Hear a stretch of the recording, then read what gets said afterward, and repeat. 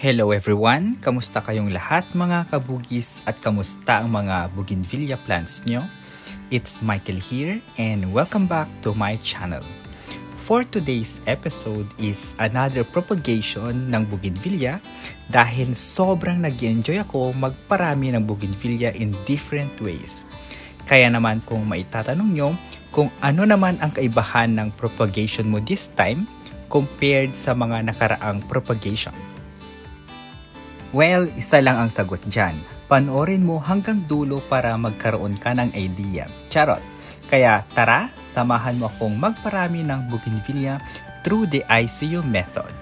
And as usual, ang propagation ko ay talbos ng bougainvillea dahil kung napanood nyo na yung propagation ko using talbos ng bougainvillea, for sure alam nyo na ang sagot dyan. And para naman sa hindi pa nakakapanood, yung talbos ng bougainvillea ay mas madaling magugat pag naka-ICU, and yes, proven and tested na kasi na-experience ko na ito. And I also have an update video na din kung naging successful ba and up to the repotting ko sa kanila. Kulang na lang yung pagpapasingaw and pwede ko ring gawin yon soon.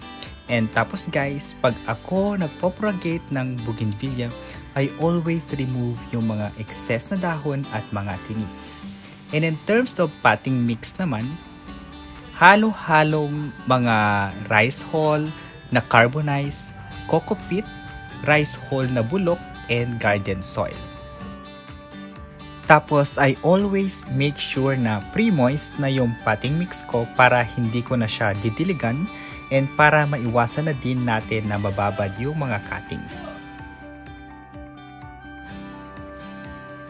And since pre-moist na yung potting mix ko, hindi na siya yung basang-basa, and sinadya ko talagang hindi sobrang basa para sa gagamitin kong material.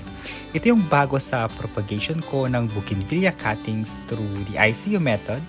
Sa mga nakaraang video ko kasi, I always make sure na may butas yung plastic cups para dun lumabas yung mga water or yung mga excess water.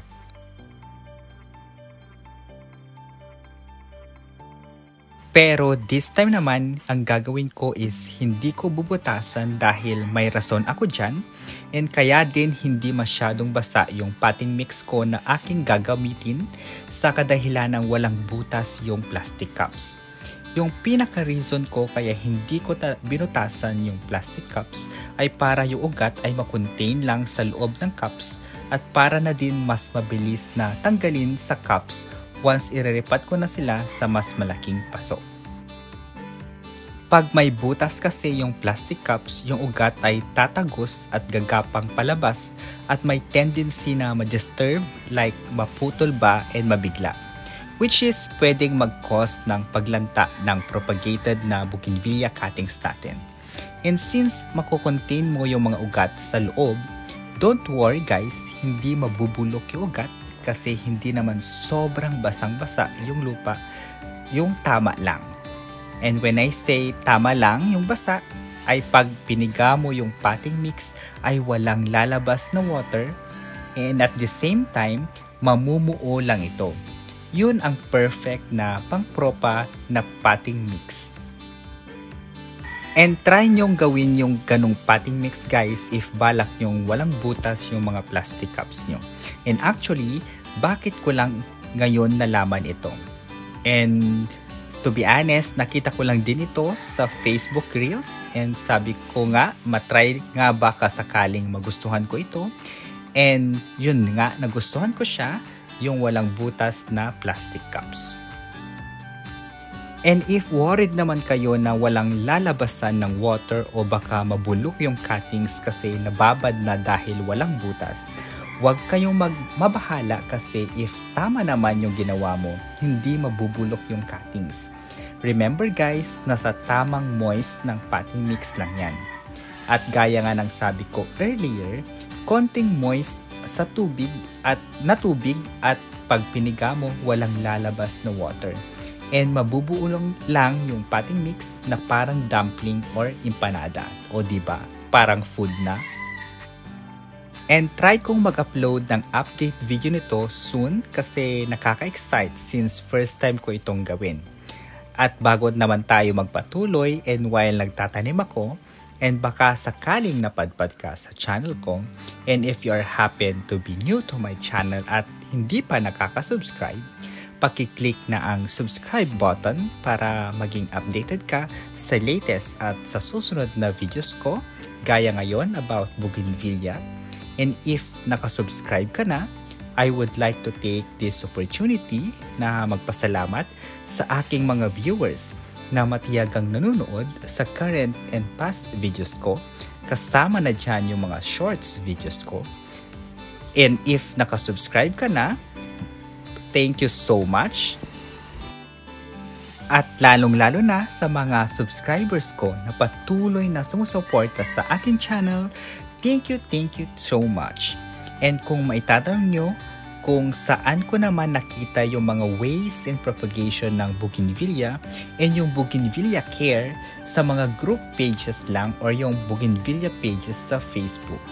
Andun yung mga tips and ways nila sa pag-aalaga ng bougainvillea and yung pagpaparami ng bougainvillea.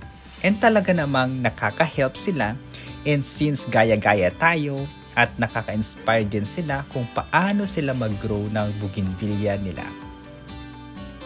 And yung iba, from being a hobby lang ang pagtatanim ng bougainvillea or any other plants, now nagiging business na niya, kaya nakaka-inspire.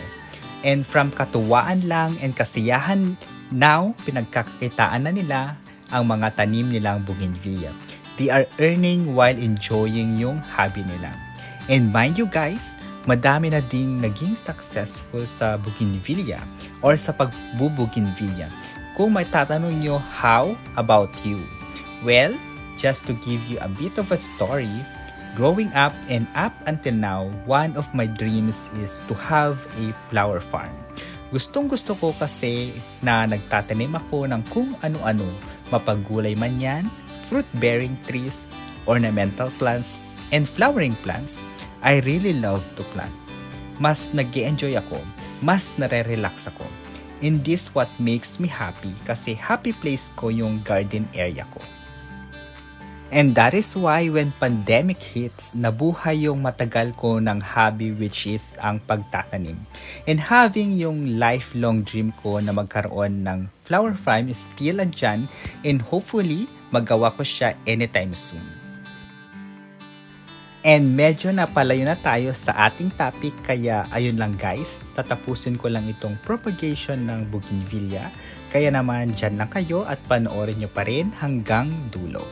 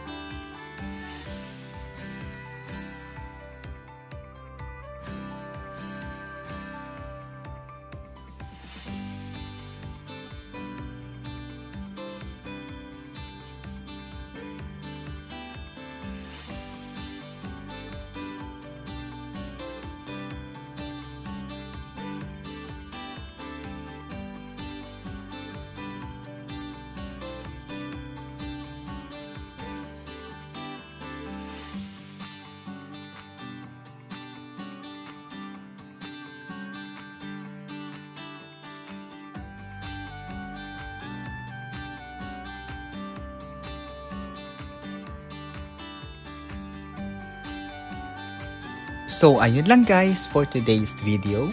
Thank you so much for watching at makakaasa kayo na pagbubutihan ko pang gumawa ng mga relevant videos for bougainvillea. Kaya naman don't forget to subscribe, stay safe and healthy, and we'll see you in my next videos. Bye-bye!